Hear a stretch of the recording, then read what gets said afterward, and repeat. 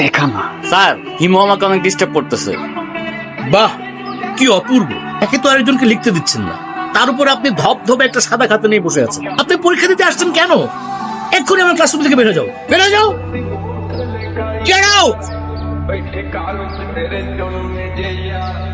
ওই শুভ্র, কিরে সমস্যা কি? ডাকি শুনুস না, ভাব বাড়ছে।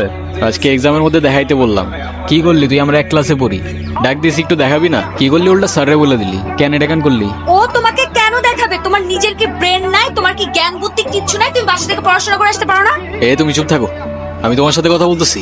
ও কেন চুপ থাকবে? আর ও তো ঠিকই বলছে, তুই বাসার থেকে লেখাপড়া করে আসতে পারস না। তুই কিন্তু মুখে মুখে কথা বলতেছিস। হ্যাঁ করতেছি তো, কি হয়েছে? কি করবি তুই? কি করবো না? আরে এই, কি করছো? কি করতেছো তুমি? ছাড়ো ছাড়ো ছাড়ো। আরে কি আশ্চর্য! কি ছাড়ো! রাস্তাঘাটে গুন্ডামি শুরু করছো? অস্থির ছেলে কোথাকার।